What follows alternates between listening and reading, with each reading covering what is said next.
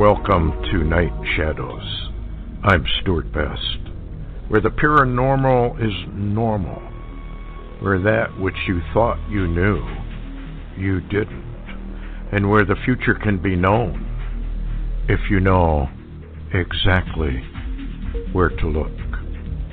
Well, good evening, everyone. Thanks for tuning in and listening. We've got Larry on his mountaintop. How you doing there, Larry? Oh, hanging in. Had some cold spells lately, but trying to ride all this weather out. Yeah, it's supposed to go down to like 4 or 0 tonight, I guess, here. That's, party weather. Go swimming, and then we'll let stuff up here. But getting tough. I wanted to, there's an article, and you posted it as well, I believe, Zechariah's prophecy, Trump, Cyrus, blood moons, and the third temple.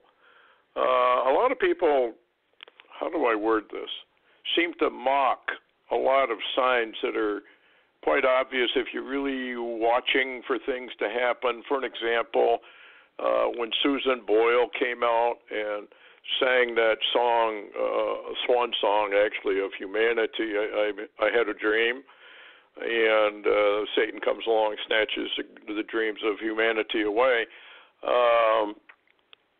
Very, very much a sign from the Lord. She came out of nowhere.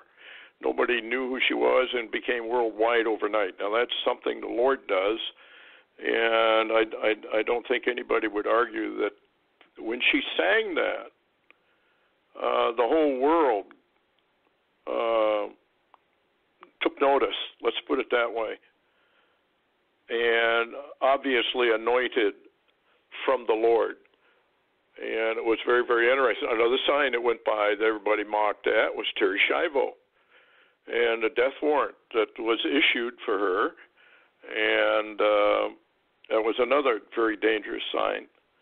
And then we had one of the best signs, I think, that went by just about everybody was the 2 eagles, bald eagles that crashed at Duluth International Airport.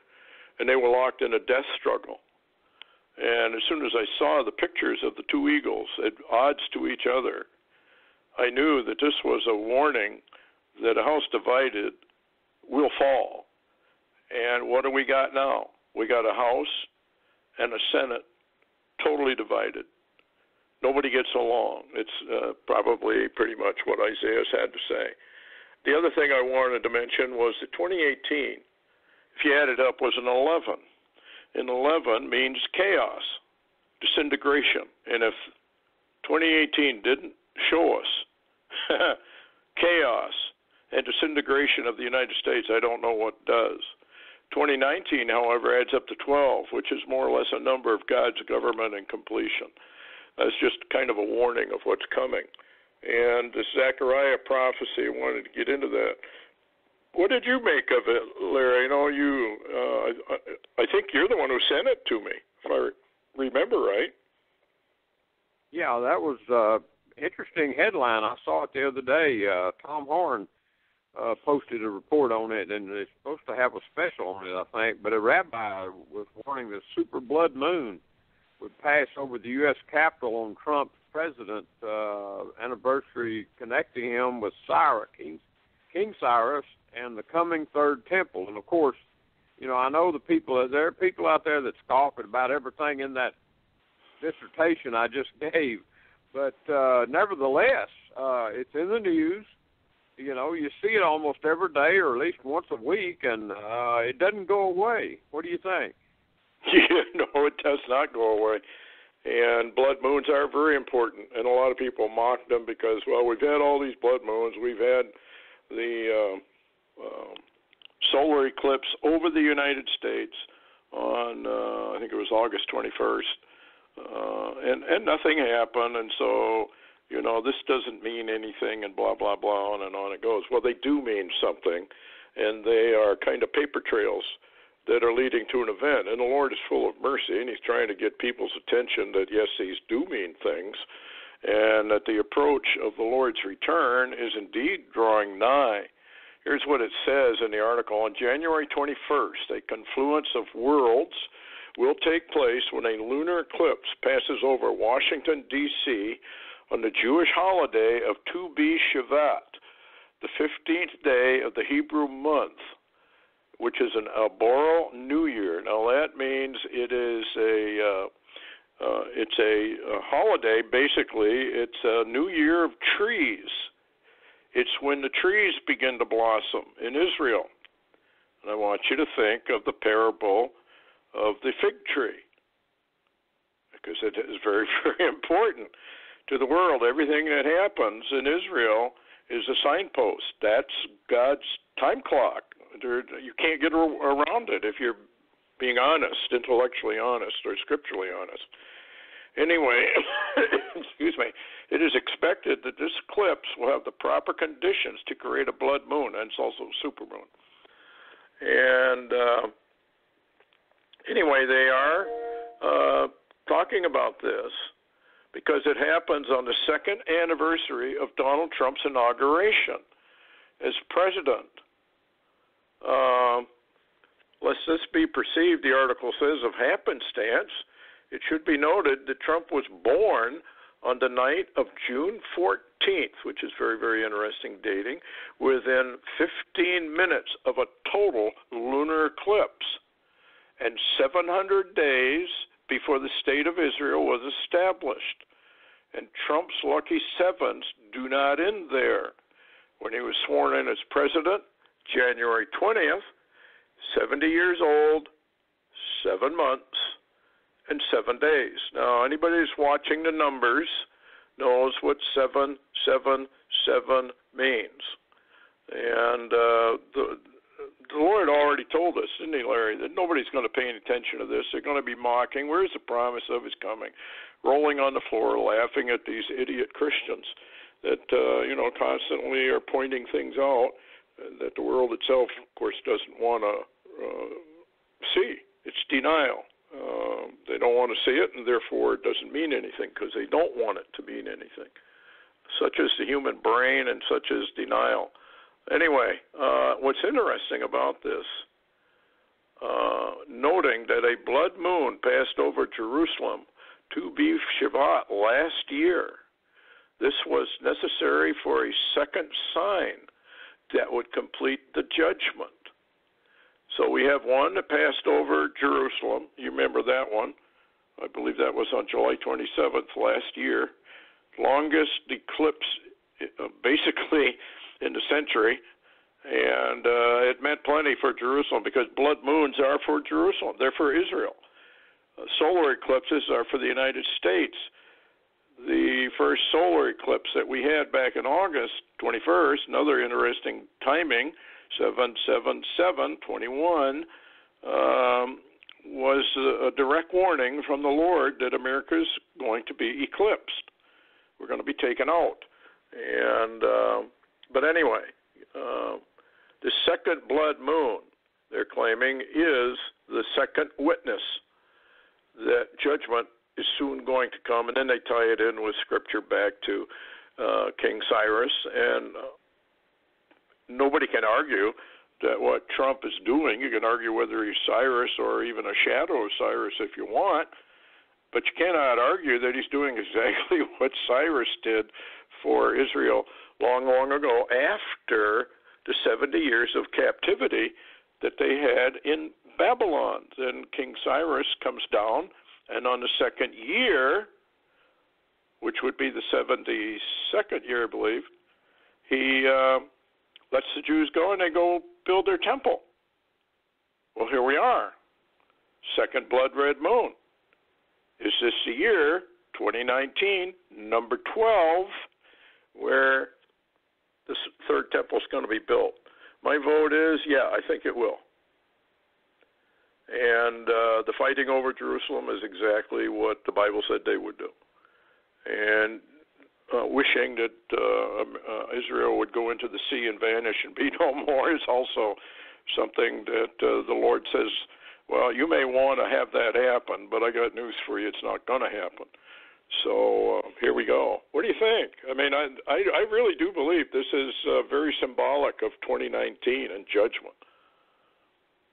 Yeah, and something that's on the back burner kind of that's not being talked about much. I'm reading it in the Israeli press and some of the issues of people that support Israel, but there seems to be, because of this Muslim influx or invasion or whatever you want to call it of Europe, the EU, and I've heard a lot of people say that they're just absolutely covered up with Muslims, that changing the EU, and so now there appears to be hundreds of thousands of people with Jewish heritage, if you will, wanting to go back to Israel, and they're trying to figure out where they're going to put them and how they're going to get them there, and this has never happened before. This is all different countries all across the EU that this is occurring, and this is basically because of the Muslim, I guess hatred, you could say, yeah. immigrant march, if you will, kind of like our southern border, but they're coming into, the EU all over the place, unchecked. I mean, the EU has apparently no walls, no borders, no fences, nothing, so they walk in.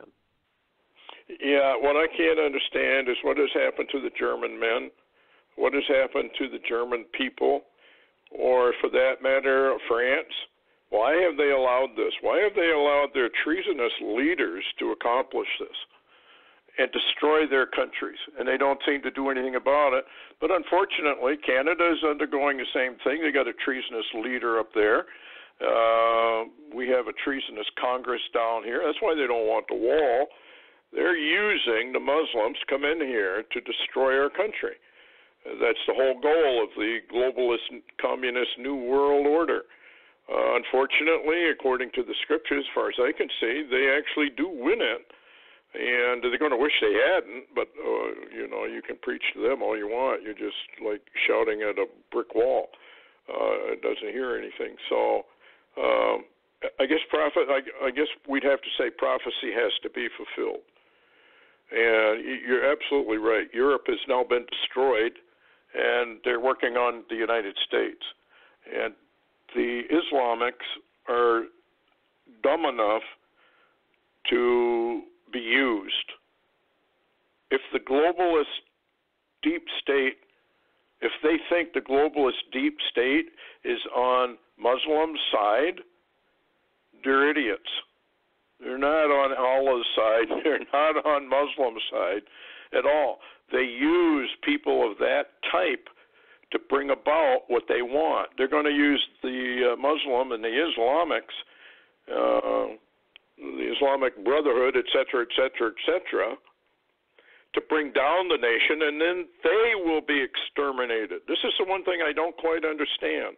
How people think if they're aiding and abetting an overthrow of a nation, that when that is complete, the ones that help them do it are lined up and executed. And if people don't believe that, they ought to read the history books.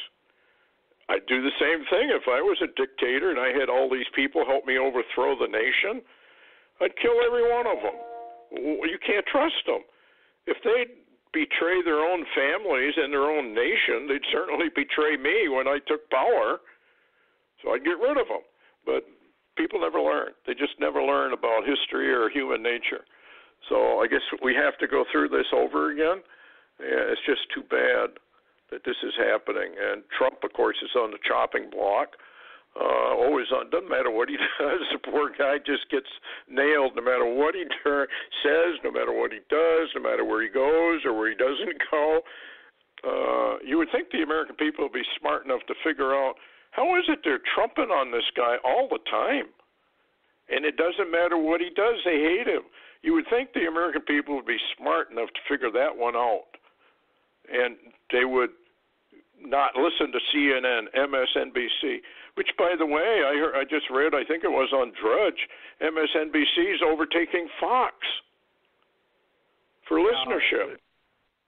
Yeah, Stuart, that's very disconcerting because there are many reports that a sudden surge of popularity towards is focused towards the socialist communist movement in America, and that is really telling, Stuart. The old guys like us, we know what kind of foreboding that brings, but a lot of people younger than us, they don't have a clue. Yeah, they don't know when they're being used at all. And, of course, this is what's happened in our universities. We're turning out all these young communists who really don't take the time to read their history books or understand how it works or understand human nature, for that matter. The Bible, when it says don't trust any man, has a good reason for saying that. The Lord ought to know, having created us, but, of course, people don't even believe that anymore. They don't believe what the Bible has to say, and, of course, biblical prophecy was rejected years and years and years ago. So they're biblically, prophetically imbeciles, and they have no clue at all of what's going on around them. So it does have to come down. I mean, the whole thing does have to come down, unfortunately. There are a lot of good Christians who know what's happening. We're going to have to ride through some of this, folks. There's just no way of getting around it unless the Lord pulls something and we get out of here. He did promise he would protect his own, but there does come a time of the Christian persecution and martyrdom. So I think we're headed very, very close to it. Obama's hiding in the wings, getting ready, and I know a lot of people mocked that, and they said, no way he can come back out. I would not be so sure. And if he does, run for the hills, because one of the first targets he's coming after are the Christians who put Trump in power and brag about it, that they put Trump in power and took Hillary out. These people have a long, long memory. Their hearts are full of hate and evil, and they'll kill you in 2 seconds. In fact, they'd rather have you dead. Hence, what is it? Deagle.com, the population reduction in America. Huge, many, many millions of Christians and people, God-fearing people, I guess, or at least constitutional-fearing good people are eliminated. Well, in order to have a population reduction like that, you got to have some major stuff going on. Anyway, Israel, what's going on over there? Well, it's you talk about the Middle East or just Israel itself? Well, the Middle East. Let's go with the Middle East, and we'll zero it down to Israel. Seems like there's a problem. You know, what we're beginning to see is something that is happening in a way or a form or a fashion that I imagine very few are aware of. They're not, they're seeing it happen, but there's not an awareness of what we're seeing. If you'll remember, Mohammed bin Salman in Saudi Arabia was putting together an Arab army, an Arab coalition. And, of course, apparently there was an assassination plot, and then there was Khashoggi, and et cetera, and he kind of got quiet, and everybody thought he was out of favor. However, this is what's interesting. Depka Files headline this morning, and, of course, you mentioned Trump, and everything he says and does is always wrong. Well, since Trump had made the statement that we're leaving Syria, his military went nuts. Mattis has resigned. It's just unbelievable. They hammer him every day because he's wanting to get some of our troops out of Syria. And, like you've said over and over, you said we were not invited to Syria. We're there illegally. And, of course, nobody listens to that, but you're right, But what's really interesting is Depka File headline today. It says Trump phases Arab forces into Syria versus Iran ahead of the U.S. pullout, and apparently Egyptian and United Arab Emirates officers are in command of the Arab army. So what we're seeing, I think, Stuart, and I'd like your opinion, we're literally seeing Salman's Arab army come across the Euphrates and move into northeastern Syria. And what this does, this is going to block the invasion of the Turks as they are coming in, and also this has an Iranian focus on it. And I was listening to Ben Danoon on some of his assessment on some of this information, and he's concerned that the coalition is about to go after Damascus and take out Iran. And, of course, you know Mohammed bin Salman's main goal in forming this, group of people, not only an Arab army of his own, which he's done pretty well under the cover of all the political rhetoric around the world, and now his Arab army is marching into Syria, and nobody has a clue. What do you think? Yeah, and I noticed that Iran's 747 cargo ship landed, I think, in Damascus, loaded with all kinds of weapons. And I guess it's going to return again, loaded up, from what I can gather. But Damascus keeps popping up in the headlines. Folks, remember Isaiah chapter 17. I've often thought Damascus tells us exactly where we are on the timeline when that thing goes down. It looks like it's going to go down in the very near future. If Iran is provoking Israel into an attack, they're making a very bad mistake. And this probably ties in with the UAU and Salman and his Arab army, because Salman's target is Iran, just like you said. That's his main target. They want to take out Iran. Israel wants to take out Iran. The United States wants to take out Iran. The only ones that are kind of on the borderline there is Putin of Russia, who considers Iran, I'm sure they've got treaties with Iran, and he's probably by now has all kinds of treaties with Assad and Syria. So this situation is really, really, really heating up, folks, and it can explode anytime. We just don't know. But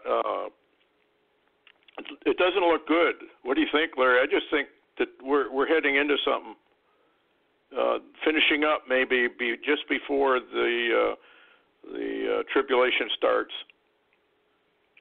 Yeah, it's really interesting, Stuart, how that you could almost say a stroke of genius on Trump's part to literally begin a pullout of American troops that at the same time, simultaneously, are being replaced by an Arab army that people didn't even think was being built. It's shocking. And I remember when you were doing, I think it was the Omega Code, we were talking about that, and your Omega Code came out, and you mentioned, you said, or you told me, you said, I don't know exactly what time it is. It's late, but I don't know what time it is. But, boy, I know one thing. If we see Isaiah 17, I can tell you what time it is. Yeah. And I think 2019 is probably the year we're going to see this happen, and particularly if Iran is pushing some, who knows what they're actually unloading. Because we don't really know what Iran has any more than we know what North Korea has. And North Korea appears to be off the radar, folks. That's a big, big mistake. North Korea is a very deadly enemy. They're buddies with Iran, and they're buddies with China and Russia, all chief enemies of the United States. So here we go. We're running into something that is probably going to be filled with surprises and twists and turns, but a lot going on. And here's another headline. Russia has now threatened Israel with a missile attack inside Israel. Russia's threat of a missile strike with SA-5 Russian missiles inside of Israel, and that's if they do some more bombing. Well, I understand they probably are going to do more bombing. And the other thing that adds into this thing a little bit, Netanyahu's on kind of the chopping block. What would you do if you wanted to retain power and you're on the chopping block? I'd start a war. Yeah. And I'd remain in power. You don't change leaders in the middle of a war. You wait until the war's over. This is going to be a very rapid war, though. But what do you think? Well, I think, Stuart, that Donald Trump would like to remain in power. Mohammed bin Salman would like to remain in power, and Benjamin Netanyahu would like to remain in power, and you may have just hit a key. They may have a big war coming up. I think they do. We know this is kind of a stage play, folks. The Bible is your play, and I don't know exactly what you call that, program, whatever. And if you understand biblical prophecy and you understand who the players are, then you just sit back and you watch, and they're fulfilling it to the letter. It's amazing to watch. So we got that situation developing, and here's another headline. Hal Turner, Syrian and Russian air forces begin bombing Idlib area in Syria. So that's going to put Saudi Arabia's troops in harm's way as well, seems like. Well, that's going to be real close. However, Russia was bombing the same locations with the American troops there, so you know they can stay away from them. But what this does, Stuart, this really puts Turkey, who has begun an invasion around that portion of Syria, and wanting to go in there and take over that land and run the Kurds out and kill what he can of them. He's going to be in a bind. He's going to be between Iran and the Saudi Arabian and the Russian forces there.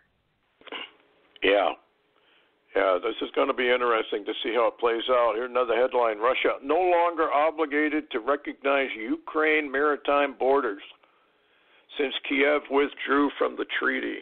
This is going to lead to war over there. They haven't done too much over there, folks, but there's something going on behind the scenes that we don't know about. Ukraine also, another headline, new law, no ships to Crimea ports. If Porky over there, the president of Ukraine, thinks he's going to block Russian ships going into Ukraine ports, that will be war. So that could trigger any time. What do you think? Yeah, the danger of it too, Stuart, is the fact that it appears that our CIA is working this play with between Ukraine and Russia, and at the same time, NATO seems to have their fingers in it. So if Putin decides to actually go to war against Ukraine, he's probably already going to know he's got to take on NATO. Yep. Which I think there are some prophets who have said that's exactly what happens. And they do a blitzkrieg across Europe. Putin loses his cool, so to speak, and decides, okay, now or never, and they go for it.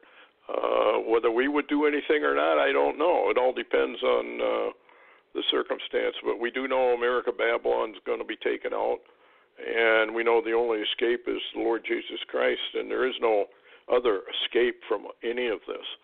So it is what it is. I only set it up for 30 minutes, and I want to take time now to wish everybody a Happy New Year, and Happy New Year to you too, Larry. Hope we can get through some of it. Well, Happy New Year, Stuart. Yeah, it makes you wonder, doesn't it? How far are we going to get on this thing? We got 3 blood moons coming up, January 21st, and there's another one in February, another one in March. Very, very unusual to have 3 blood moons that close together, but that's what's going to happen. Yeah, just going to mention real quick, another place we're not watching that is really building is a situation in Venezuela. Yes. Yeah, and the amassing of Russian and Chinese military equipment, troops, et cetera, and now are sending a lot of stuff down to the border, which doesn't make any sense unless you're prepared for an invasion, which Trump may know that they're planning an invasion. Anyway, folks, you have a Happy New Year, at least for part of it. I don't know if we're going to get through the whole year without major upsets. But thanks, Larry, for coming on. And we'll try and get back on Wednesday with a little longer thing. I know it's New Year's Eve, and most people are going to be celebrating, so I didn't want to make a full hour of it. Anyway, thanks a lot, Larry, for coming on. Thanks, everyone, for listening. And we hope that we at least get through part of 2019 chaos. Anyway, good night, folks.